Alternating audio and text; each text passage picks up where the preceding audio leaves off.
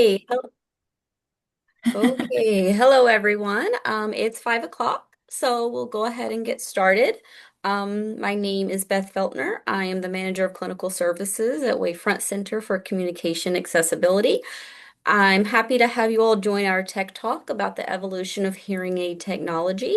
Um, our presenter is Rebecca Angel. Rebecca is our director of audiology and business transformation. She's an audiologist who joined Wavefront in January. A little housekeeping, we'll save questions until the end, so you can type them in the Q&A box located at the bottom of your screen. We have a lot of content to get through, so we'll go ahead and get started. Thank you so much, Beth. Beth really keeps things running in the background. She's also an audiologist with a ton of experience, so I'm very privileged to share an office with her at our Quebec Street location. And thanks for being here today, Beth. So we're going to dive into a ton of content today. We will have time for questions at the end. I'll try and get through everything as quickly as possible. And if we do run out of time, I'm very happy to field questions after, and we can reach out and perhaps do a Q&A video if we need to, okay? Because I'm sure there'll be lots of questions. Before we get started, I did want to start with a poll question just to figure out who might be joining us today as people kind of come in. We'll leave this up for a minute, just to give us an idea of who might be attending here today.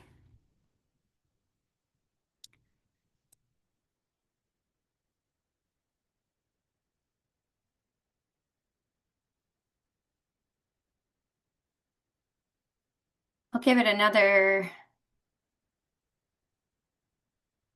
I'll give it another 30 seconds as I see the participant count is still going up a little bit. So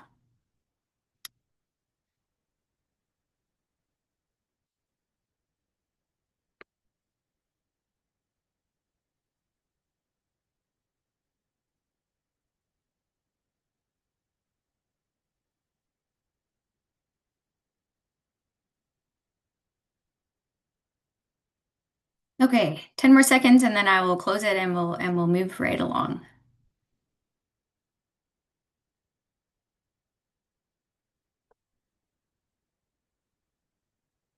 There we go. Okay. I'm not sure if everybody else can see this. I can see it.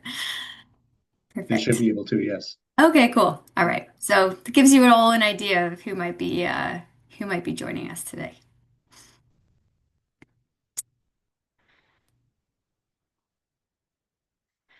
Okay, so what we're going to cover today is some of the latest developments in the last few years, how technology is changing, and perhaps where we might see it go in the future. Specifically, I'm going to be talking about artificial intelligence in hearing aids, how that relates to advanced speech and noise performance in hearing aids. We'll talk a little bit about sensor technology in hearing aids, Bluetooth and connectivity, a little bit about power and battery in terms of advancements there, and just a final note on OTCs, which is also just an acronym for over-the-counter hearing aids. So over the last, very probably a few decades, we've had a ton of advancements in technology, and that's really just skyrocketed in the last 10 years. And it was probably around the 90s that we introduced the first digital hearing aid. So hearing aids used to be analog. And then that sort of shot us up in a direction of advancements in terms of digital uh, technology and hearing aids. And around 2014 was the introduction of integrated Bluetooth in hearing aids that allowed for hearing aids to connect to other various Bluetooth devices. And in the last little while, you've probably seen lots of stuff online about, deep neural networks and artificial intelligence in hearing aids. And so we'll talk a little bit about what that means. And I stole this from the DMANT or the Oticon website, but this is just a depiction of how the evolution of hearing aids have sort of changed over the years. So, of course, the exterior design of hearing aids has changed a lot, but really most of the change and innovation is happening on the inside that we can't really see. Um, so, today I'm going to talk about that all together, but I do want to kind of emphasize that the goal of a lot of these advancements is important for us to keep audiology at the forefront of innovation. So even though we want everything to sort of connect to everything and have all of these sort of peripheral features be developing, from my perspective, it's important that it always comes back to the root of why we do this, which is, improving the lives of people who wear hearing aids and being sure that they can continue to communicate, in their lives. Okay, just one second. I'm going to try and hide my thing here. Don't know how.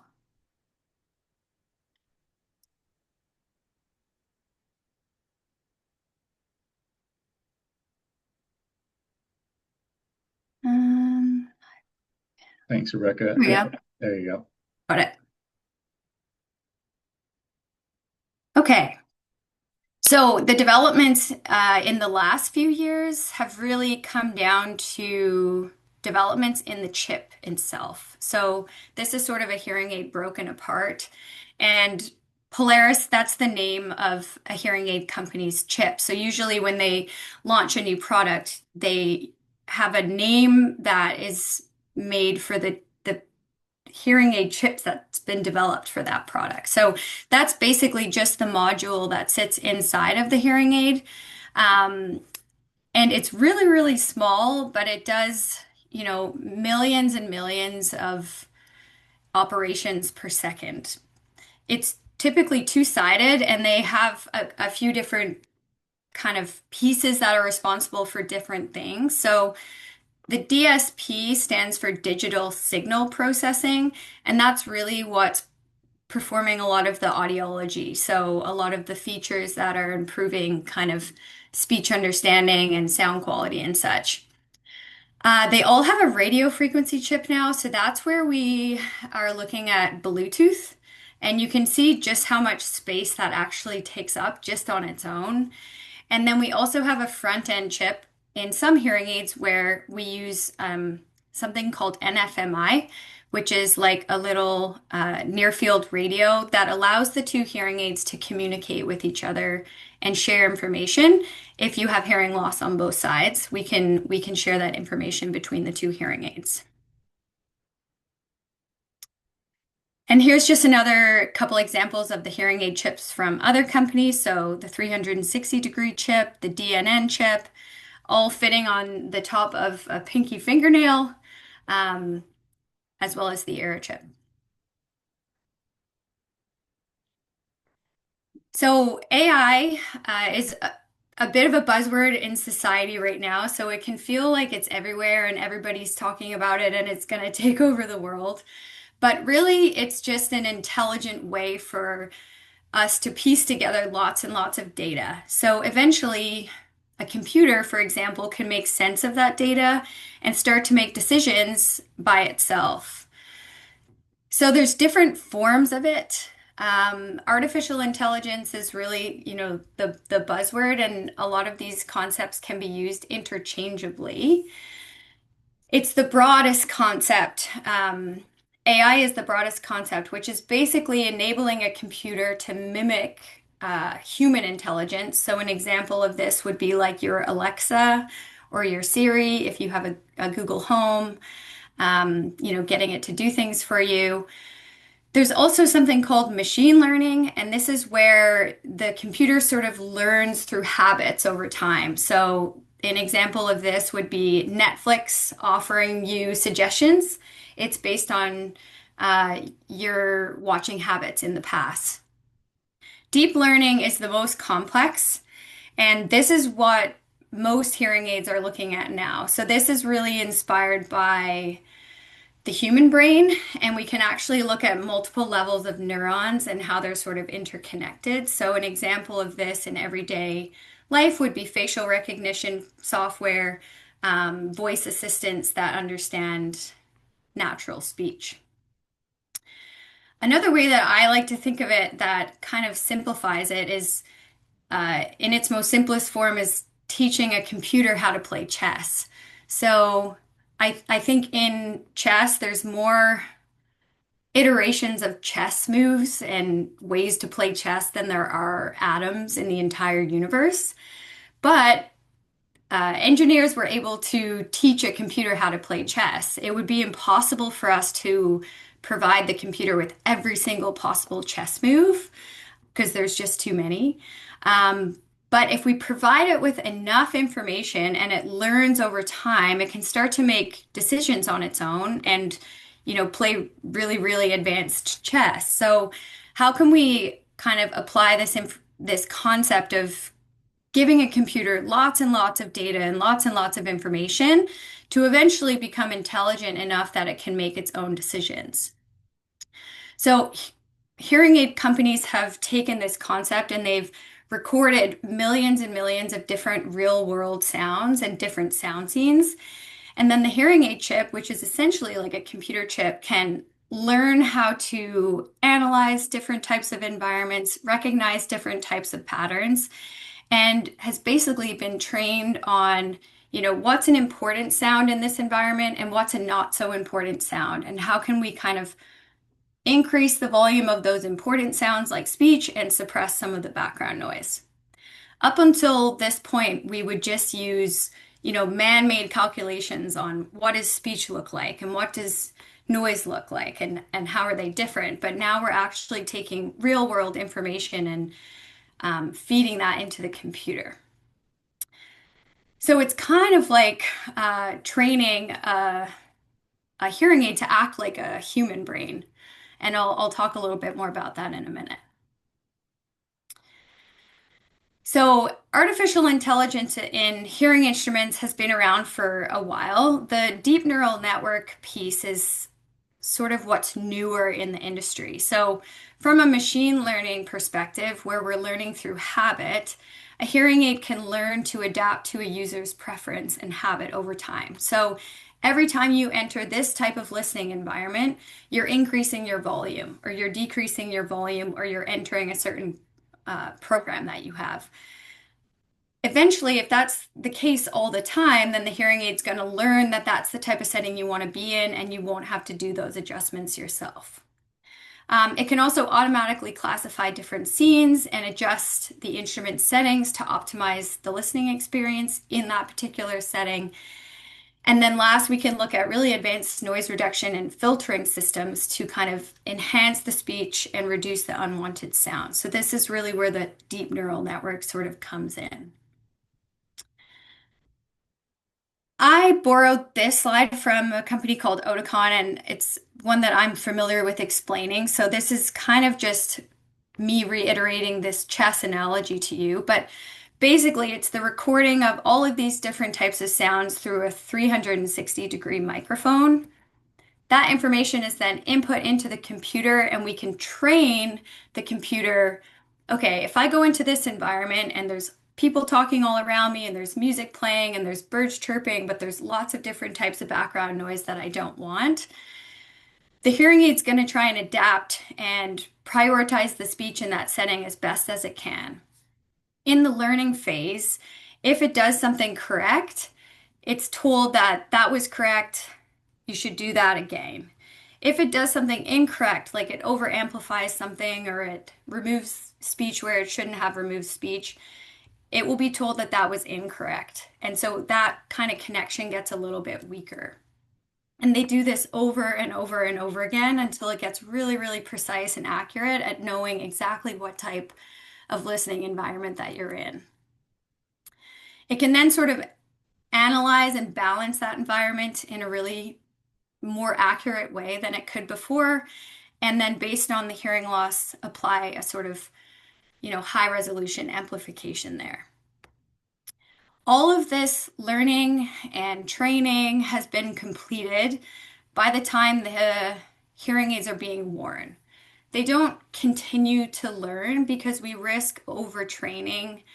You can overtrain a deep neural network. So too little training, we have too broad a definition of something.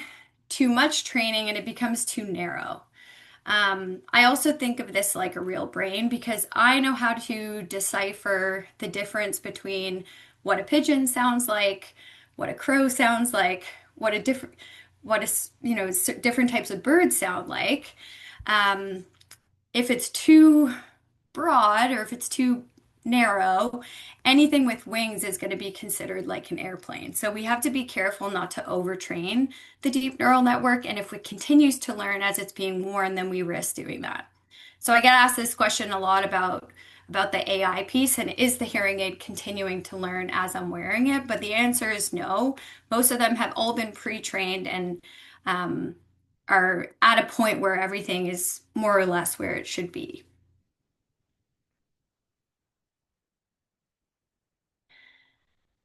So, with advancements in AI comes advanced speech and noise performance. But I will say that this type of environment where we have lots of people sitting around a dinner table and there's probably music playing and lots of people talking, still remains to be the number one complaint for people that wear hearing aids. So, it's not perfect. It's definitely much better than it was, but we still have a way to go here. That being said, many hearing aids now have a dedicated DNN chip, meaning that it's only going to activate when you're in an environment like this. And it does a really, really good job at being able to identify the speech and reduce the unwanted background noise. So I always remind people that it's never going to be completely eliminated. Also, keeping in mind that we don't necessarily want to eliminate everything that you don't want to hear. Those of us with normal hearing, we can't do that either. And so we do want to make sure that we're providing the most natural kind of listening experience for people. The goal is really not to completely eliminate the background noise, but be able to kind of pull the speech out more from the noise as much as possible. Again, it's not perfect, but it has made some pretty big advancements in the last couple of years. There are other things to consider, and we don't have time today to talk about everything in hearing aids, but AI is not the be all end all of everything. I see it as the first step. We're sort of providing the hearing aids with a more accurate representation of different listening environments, and then it sort of feeds that information into a lot of the other features that are at play. So we still have directional microphones. Feedback management is still extremely important. There's other features in the hearing aid at work um, that you don't want to forget about. So processing delays, being able to match target and gain appropriately, different types of compression strategies. So all of these features are working together in the background all the time to kind of improve the overall sound quality, particularly when you're in a complex or challenging listening environment.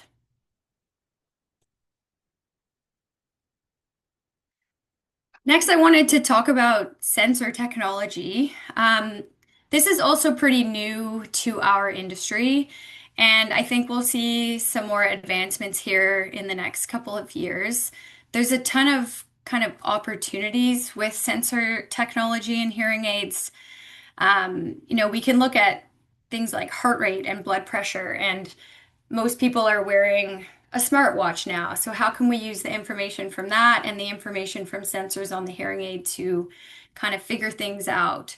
Um, we can look at EEG, so electrophysiology measures, sensors in the brain. We can look at temperature, hydration, and how they're sort of being used in hearing aids today is through motion sensors.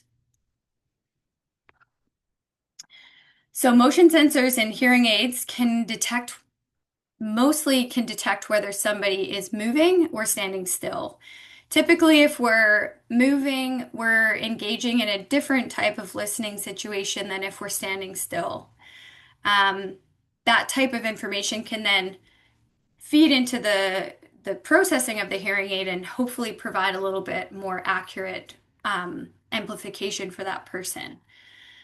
Uh, there is a hearing aid that has a sensor that can track both body movement but also head movement. So we can see which way someone is facing and how many people they might be conversing with at any one time. So this gives us a little bit more information about their listening intentions.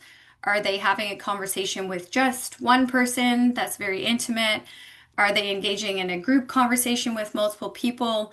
Or perhaps they're not engaging in conversation at all and they're sort of just entered a really noisy situation and they're sort of navigating that room looking for somebody that they might know and then they're going to walk towards that person. There are also acoustic sensors in hearing aids. So this is an additional kind of piece of information where the sensors are analyzing the sound around the user and sending that information to the other features that I showed just in the slide before. And then we also have conversation activity sensors. So this is very specific to the speech that's surrounding the user. So how many active speakers are engaging in a conversation at any one time? How close are they to the hearing aid wearer? Which direction are they coming from? Things like that. So it all kind of works together in a really holistic way.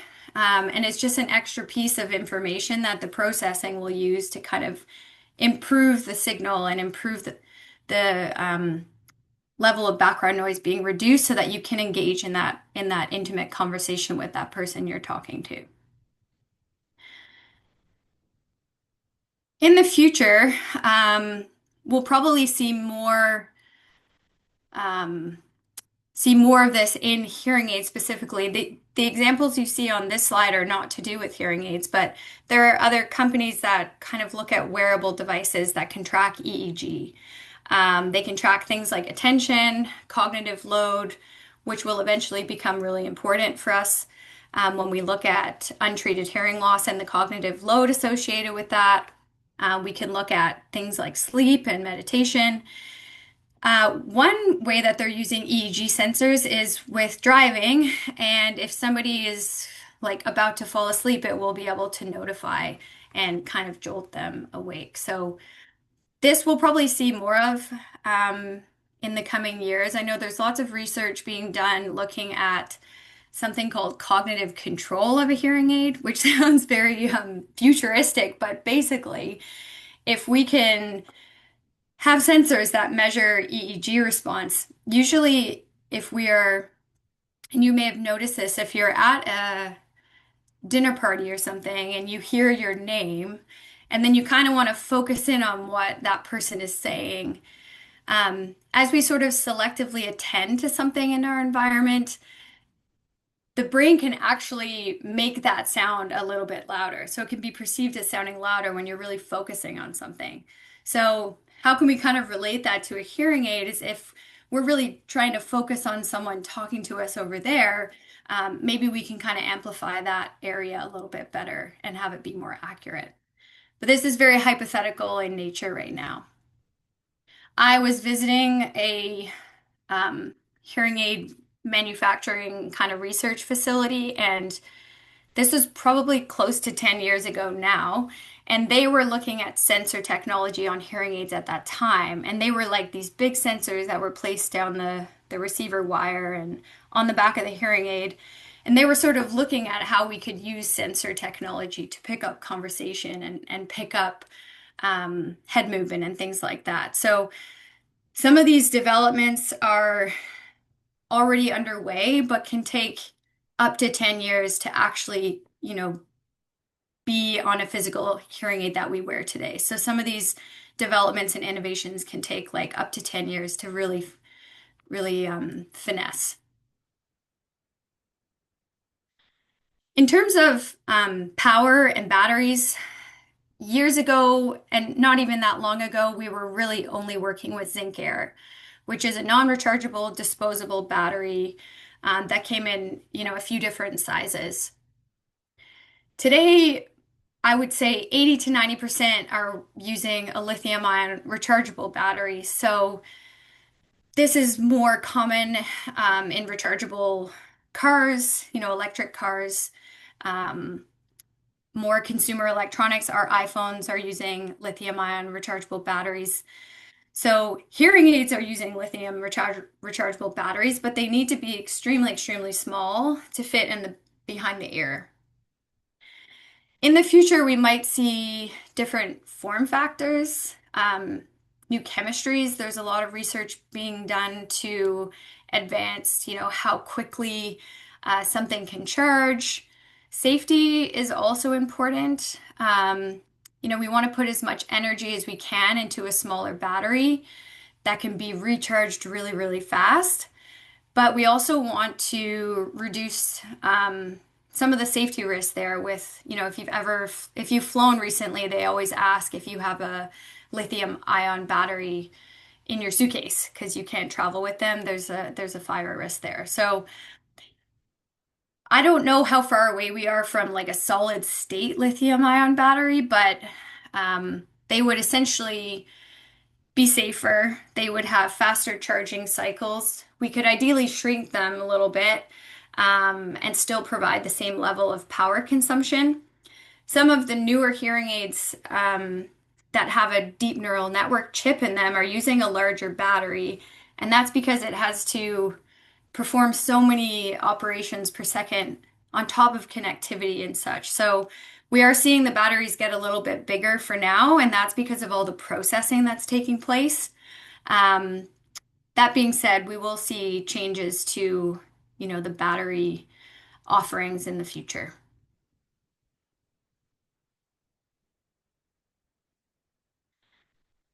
Next, I wanted to talk about Bluetooth technology and connectivity options kind of moving forward. Bluetooth technology has been around for a really long time. And actually, it's quite dated in its development. So it was kind of released, and not that much has been done to advance it until recently. So it's basically a wireless technology. So it's a standard connection between two devices that can exchange data back and forth. So with hearing aids, it's something with Bluetooth, and I have Bluetooth in my hearing aids. I can connect to that device, such as my phone, wirelessly without needing any sort of accessory in the middle. I can stream music and phone calls and podcasts and such. Um, the problem is many different Bluetooth protocols exist, and we often see connectivity issues arise. So this isn't just isolated to hearing aid technology. I have issues with, the Bluetooth in my car, for example, but um, there are specific technologies designed for hearing aids. And the two that we see the most are Bluetooth Classic, which is also sometimes referred to as standard Bluetooth. And then we have a Bluetooth Low Energy. So these are two different types of Bluetooth protocols. So while they're kind of classified the same, they don't interoperate with each other. And this can sometimes cause confusion. So it's kind of like speaking Spanish to someone who only speaks English. They can't intercommunicate with each other, and so they're speaking two totally different languages, even though they're both forms of Bluetooth. So some examples of this is I have Bluetooth in my hearing aids, but I can't just connect to the Bluetooth in my computer, for example, or the Bluetooth on my TV. And that's because they're not the same language. So hearing aid companies had to create a sort of protocol that could work with cell phones. So you've probably heard of MFI, which is made for iPhone, which is a low energy Bluetooth protocol designed by Apple and Apple devices. So typically iPhones or iPads that communicates with a low energy Bluetooth in the hearing aids. So this sort of allows the hearing aids to double as a headphone, and we don't need to have any sort of neck loop or intermediary device for us to stream music or phone calls to our hearing aids. Most hearing aids now also have a microphone in them that will allow for hands-free phone calls, meaning you get the information streamed to your hearing aids and then you can just speak. So you don't need to hold the phone up to your mouth. Not everybody has an iPhone. So There's another protocol, a low energy protocol called ASHA, which is Android streaming for hearing aids. Typically, it's iPhone or Android. Um, and that is a low energy Bluetooth protocol that came back in 2019. So, similarly, this allows for hearing aids to pair to an Android device using low energy Bluetooth. It will also allow for hands-free phone calls. It doesn't work with every single phone. So if you have a phone that is from 2008, it's probably not going to work. And most hearing aid companies will have a compatibility list on their website. So you can type in the name of your hearing aids, which generation they are, which phone you have, and it's going to be able to tell you whether they're going to be a match. Moving forward, there's something called LE audio, which is low energy audio, which is another form of low energy Bluetooth, but it will become kind of industry standard moving forward. So hopefully, eventually, all of the phones and all of the hearing aids are going to have an LE audio, and this is going to allow for lower power consumption, um, less latency for streaming. Ideally, it's going to have better audio quality, better powder efficiency, and it also will enable something called Auracast broadcast audio. So I'll talk a little bit about that. Some of you may have heard about this already. It's been talked about for a couple of years now. We haven't really seen it come to iteration yet, but it's called Auracast, and it's basically thanks to LE Audio, it's going to enable an Auracast broadcasting. So it'll be making those of us that wear earbuds or hearing aids and we're in a public setting, it'll make our lives a little bit easier if we do want to stream a sound in a public space. Or you might be watching a movie on a computer in the airport and you and your family all want to watch it using your separate earbuds. Right now, you can not really do that. As far as kind of real world scenarios go, you'll be at an airport. Airports that are equipped with Auracast, you'll be able to indicate which gate you're going to. And then anytime there's an announcement for gate C17, it's going to stream that announcement directly to your earbuds or directly to your hearing aids if they are LE audio or Auracast compatible. Hopefully, it'll be in more public spaces like churches and theaters and kind of improve the experience for people with hearing loss, being able to just stream any type of audio from a concert, from church directly to their hearing aids. Most hearing aids on the market today have LE audio, and so that means they're Auracast ready.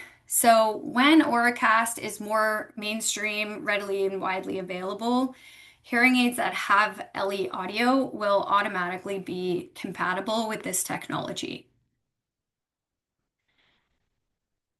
I do want to make a note about connectivity because, connectivity is great when it works and very frustrating when it doesn't work. I think sometimes hearing aids can be a little frustrating in and of themselves. So adding a connectivity piece is great when it works. When it doesn't work, it can be somewhat frustrating. The problem goes back to what I was saying before about these different types of protocols. The other thing to consider is that Bluetooth is so widely available and it's everywhere around us that it is extremely prone to interference. This is an example of like a Bluetooth world, the invisible connectivity in our home, in our workplace. The average modern living situation probably looks something like this. They have a Bluetooth compatible hearing aid, they have a phone that's paired to the hearing aid, they have an Apple Watch, they have an iPad, they have a TV, they have a computer. and their partner and the people they live with probably have the same devices. So this is kind of the electromagnetic spectrum, and I know that's very technical, but in green is basically where a bunch of other radio frequencies live. And smack dab in the middle of that is where we have 2.4 gigahertz, also known as Bluetooth. The other thing that falls within the 2.4 gigahertz range is our Wi-Fi. So anybody with Wi-Fi has probably seen 2.4 or 5G. It's also the same frequency as Bluetooth. So sometimes we can't figure out why the connection isn't working, and it's typically because there's all of these other radio frequencies and there's Wi-Fi that are interfering with the connection. So I did want to provide you with a couple of examples. Some of the people listening today have maybe seen this. How can we take the blues out of Bluetooth? This is a really common scenario. The gentleman wears hearing aids that are paired with his iPhone for phone calls and media streaming, and his phone is also paired with the Bluetooth in his car. When he goes for a drive, he's getting frustrated because he receives the call. He wants to answer it with the hands-free feature on his car, but the phone call is going to his hearing aids. Bluetooth is not intelligent enough yet to know which one of those connections is more important than the other. And so we kind of have to be an active participant in the Bluetooth process sometimes. In this scenario, with two active connections at the same time, the user typically has to make a choice. Right now, this is probably like the most difficult scenario to overcome because in order to take it from the car, we have to turn the Bluetooth off in the hearing aids. And the only way to do that is to turn the hearing aids into airplane mode. It basically keeps the hearing aids on, but it turns off the Bluetooth. And this can be a really difficult thing for people to do because it requires using the button on the hearing aid. I'm always waiting for the hearing aid manufacturers to have an app or a button on their phone that can say, turn the Bluetooth off on my hearing aids, but right now that doesn't exist. Another common sort of scenario is one like this, where we have somebody with their phone in their back pocket, their hearing aids on, and they're out for a walk, or they're riding their bike, or they're gone for a run. And Bluetooth doesn't travel well through the body. So it needs either a direct line of sight or it needs to bounce off a hard surface. But in this situation, it doesn't really have anywhere to go and it's having trouble finding the hearing aid. So the connection's probably going to be a little bit spotty.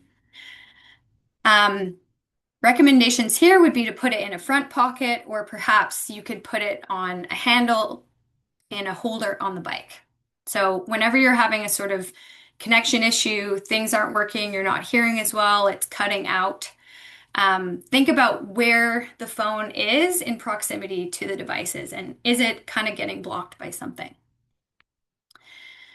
Back to this scenario, this one we probably see more often, and I would just suggest that you turn off the Bluetooth in the devices that you don't want to use. So if you want to be paired to your phone in that moment, I would suggest turning off the Bluetooth on the computer and turning it off on the iPad so that the hearing aid doesn't get confused. As far as audio accessibility at Wavefront Center, I did want to mention this because we do have a ton of other assistive listening systems and assistive listening technology available, either related or unrelated to hearing aids. And so any sort of assistive listening system is designed to overcome reverberant background noise and kind of close that distance. There's a store on the first floor at Quebec Street, which just purely out of interest is worth kind of checking out. There's lots of really cool pieces of technology in there. One of the more newer pieces of equipment that is there is called Ear, which is an assistive listening system that is going to stream audio through Wi-Fi at, a big event like a concert at a theater. And so in that scenario, if there's bad air and you have AirPods or you have hearing aids, you can connect for free through the Bad Ear app. Um, it's using Bluetooth, of course, but it will be able to stream that audio directly to the hearing aid or compatible hearing aids and cochlear implants. You do need the app at this point, but in the future, with Auracast, this will happen automatically. So you won't need to download the app, but this isn't really here yet. So I caution against it being automatic. So you'll likely need to install the app. But as part of partnership with Wavefront Center, you can try this at a variety of locations around Vancouver this summer. I've listed some of them here. There'll be Bet Ear available at the Metro Theatre, at the Shadbolt Center for the Arts. Theatre Under the Stars is in Stanley Park. Bard on the Beach, Deer Lake Park, so that's through the city of Burnaby. And newly added is the Vancouver Folk Festival. And thanks to Joanne in the Accessible Communication Department, we have a promo code for 20% off the Vancouver Festival tickets, where you can kind of go and try the better experience. And the code is down there at the bottom. It's Wavefront 2025, all capital letters. So I'll just kind of summarize again what we've talked about, and then we'll jump into some question period. It'll be about 10 minutes. I want to reiterate the audiology piece because I know connectivity and power and sensors and all of this stuff is really interesting. But the digital signal processing and continuing to make advancements in sound quality always needs to be at the forefront of what the hearing aid companies are doing. So if we veer too far away from that and we start to prioritize some of these peripheral things, we can lose sight of the reason for all of that research and design. So while it's important to our daily lives, smaller batteries, smaller devices, rechargeability and connectivity, being able to choose a device for you that you like the sound of and that adjustments can be made for you is really, really important. So with that, I wanted to make a note on over-the-counter hearing aids. And this has been asked Beth's probably been asked this, and I've been asked this about things that people are seeing online. Targeted advertisements online are more prevalent than ever. So if you've ever searched hearing clinic in Vancouver, you're probably going to get targeted with all types of different hearing technology pieces. And with that comes, purchasing hearing aids online. So over-the-counter hearing aids are basically hearing aids that you can purchase directly without a prescription, without a hearing test or an appointment with an audiologist or hearing care professional. Not in Canada. So this is only available recently in the US. That was just recently FDA approved. So I will make a note that they're not yet approved by Health Canada and only recently approved by the FDA in the US. But with that, I see pros and cons. Okay. So it's a new type of concept. As far as some positives, affordability, they are less expensive than prescription devices, which in turn is going to make them more accessible for people, even just to try. They can be less intimidating, perhaps, if they're purchased online without a prescription.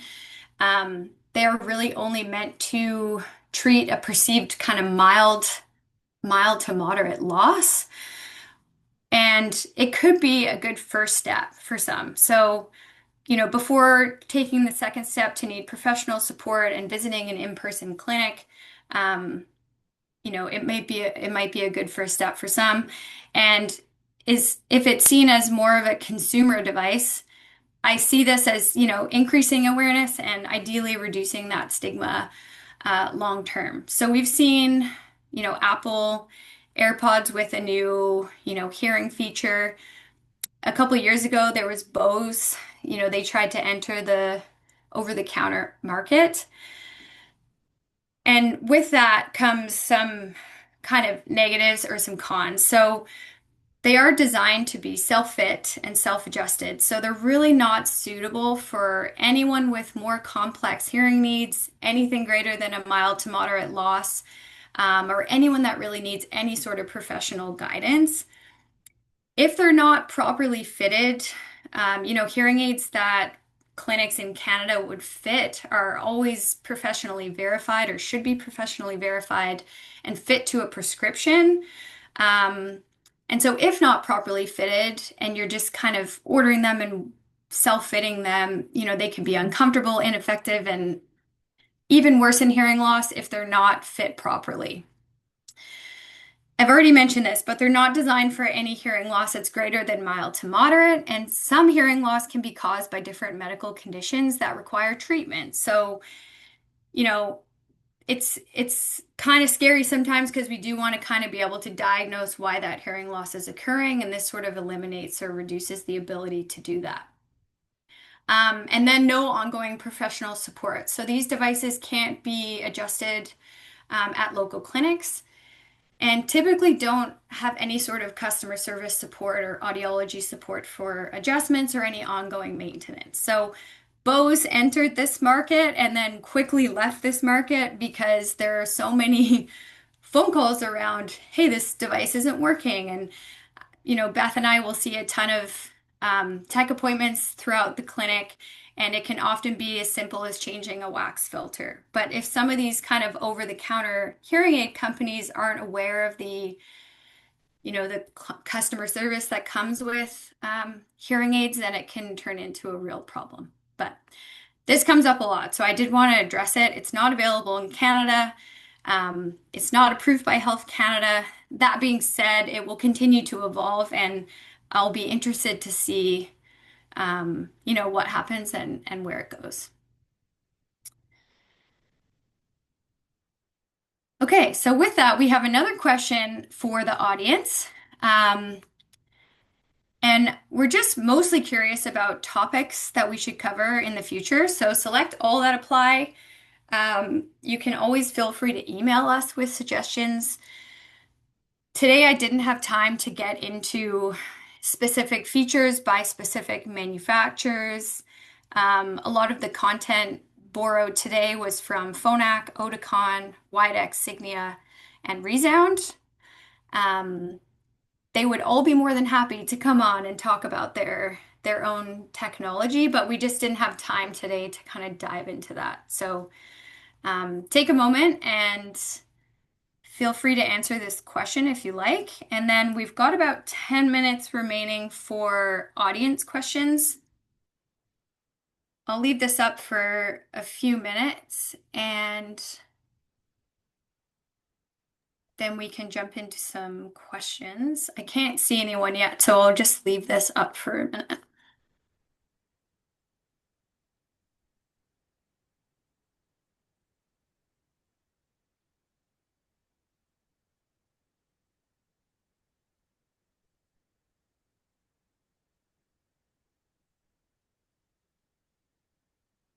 Okay.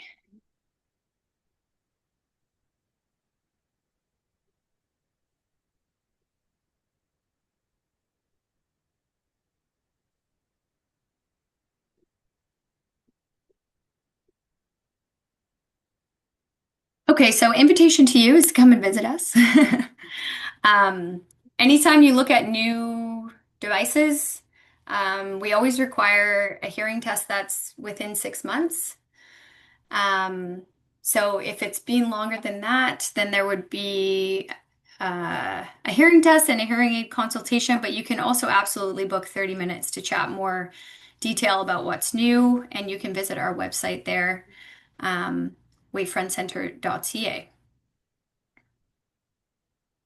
Okay, question time. So I have a couple that were sent prior. Um, Okay. so, so one question was about the microphones of the hearing aids, that they tend to pick up noises from all directions. Is there any technology or new hearing aid design that allows hearing aids to focus on sounds from the front of the wearer? Yeah, so yes, a lot of what we talked about in terms of like the AI and the deep neural networks, all of that will feed into the microphones of the hearing aids. So hearing aids typically that sit behind the ear have four microphones. The more microphones we have, the better. I think there was like some people looking at eyeglasses that had hearing aids attached so that we could have like more microphones. But basically the two microphones on the hearing aid will work together and they will ideally prioritize speech that's coming from the front more than speech that's coming from behind. There's different philosophies around that. We don't want to completely eliminate what's behind us, but if just in case that might be important information to us. But I would say that there are kind of beam forming technology that would be kind of honing in on what's in front of the user, and then anything kind of outside of that beam would be reduced. Okay, thank you. Great. And then another question. So regarding persons who cannot make hearing aid adjustments or provide feedback due to a disability, how are the hearing aids kind of set or trained properly? Like, is it pre-trained? Is there default settings? How does that work? Yeah, so if I understand correctly, well, everything is pre-trained. So the processing from an AI perspective is pre-trained. That being said, there are some hearing aid companies or brands that have additional AI features through the app. So they can make adjustments through the app in addition to what's happening already in the hearing aids on their own. And the other piece would be like programs, secondary programs could be made. So most hearing aids are fit and go. You don't really need to worry about fiddling with them, but they do also have the capacity to have, multiple different programs that could be manually activated as needed. I hope I answered that correctly. Okay, next, will hearing aids be able to connect to video game consoles like PlayStation, Xbox, etc.? And this person has also asked about the HearView, which I believe are the subtitled glasses. If hearing aids can connect to both HearView and a video game console. Fearview, I know less about. I don't know if you know anything about that, Beth, but video game consoles in the future, ideally, yes. Um, it's all going to depend on the kind of Bluetooth protocol and the Bluetooth capabilities in the gaming consoles. But I would imagine moving forward with like LE audio and everybody kind of moving to a global kind of standard, then we'll see abilities to connect to gaming as well. Yeah. For the HearView glasses, I'm going to assume they wouldn't connect to both at the same time. Again, I'm also not super familiar with those glasses, but I believe they connect to the phone for streaming or captioning media. But then I think it would go back to your earlier point about that interference. I'm not sure if the hearing aid would be able to, or the glasses would be able to kind of accommodate those two paths. Yeah. Yeah. Let's see. How has the accessibility and affordability of hearing aids changed with technological advancements? Well, affordability is a tough one. Sometimes I feel like with the advancements in the R&D, the cost of the hearing aids hasn't gone down. Um, Accessible wise, it would be improvements from like connectivity standpoints and features and what they're capable of doing. Um, Price is always tough.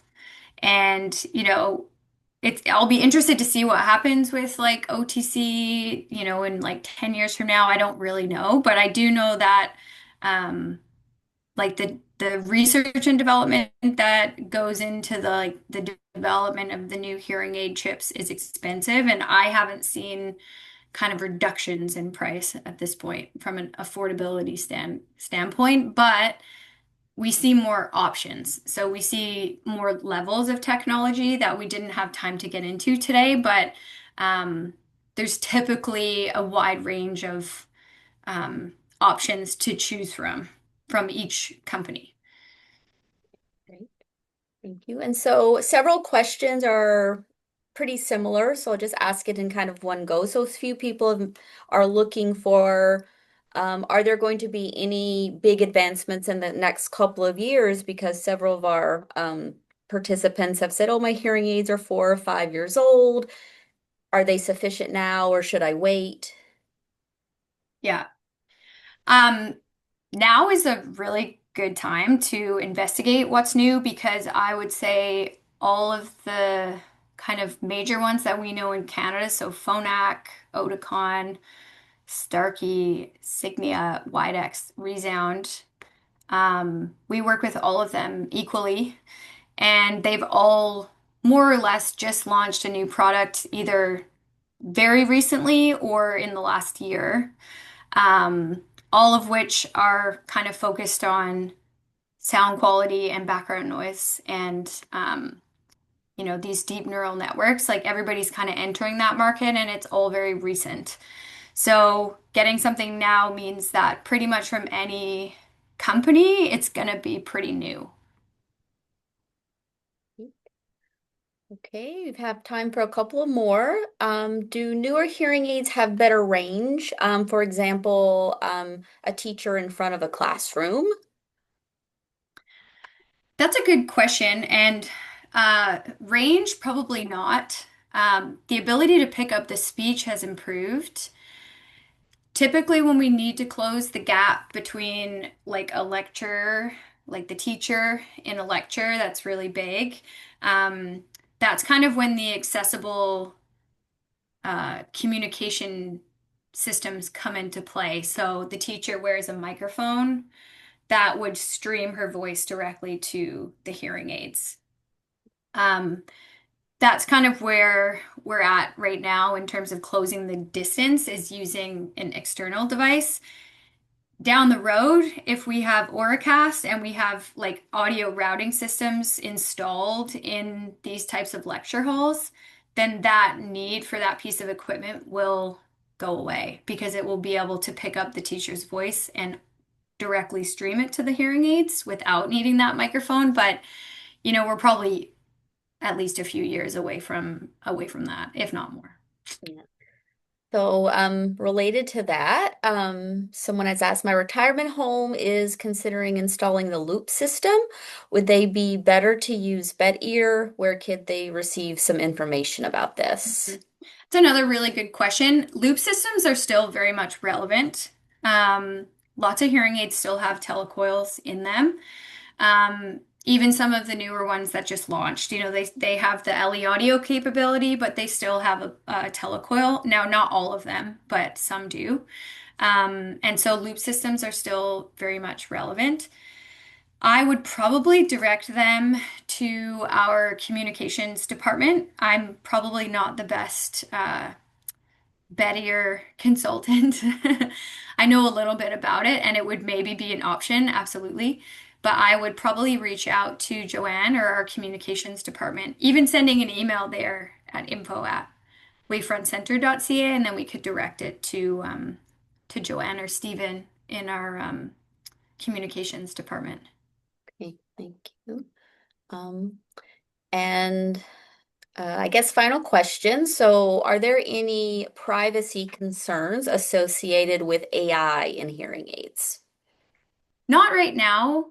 Um, like I said, a lot of the AI that's happening with hearing aids is being embedded on the hearing aid chip, and it's not using any information from like the hearing aid wearer. The only time I guess you would look into like privacy would be through the app, but that would be similar to any app that you download. So it's all kind of connected to your Apple ID or your kind of login for these apps on your phone.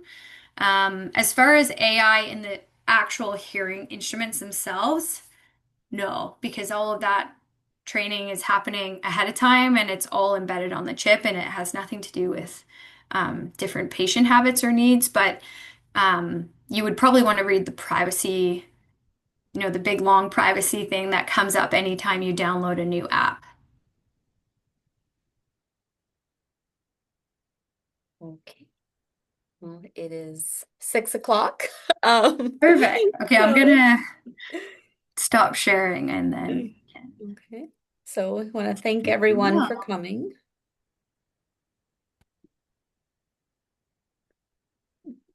Thank you, Beth. Okay. We can always like field through some more questions later, and if we need to send out like a little email, we can absolutely do that. So if we didn't get to anyone's questions, we will do our best to answer them. Okay. Sounds good. All right. Well, thank everyone for coming. I'll keep a hold of these questions and we'll figure out the best way to answer them, whether that's Okay. another Yeah, another I presentation. couldn't see them before, but now I see lots. Oh, And yes. yeah, we'll find a way to answer these. Okay. Perfect. All right, everyone. Thank you for joining.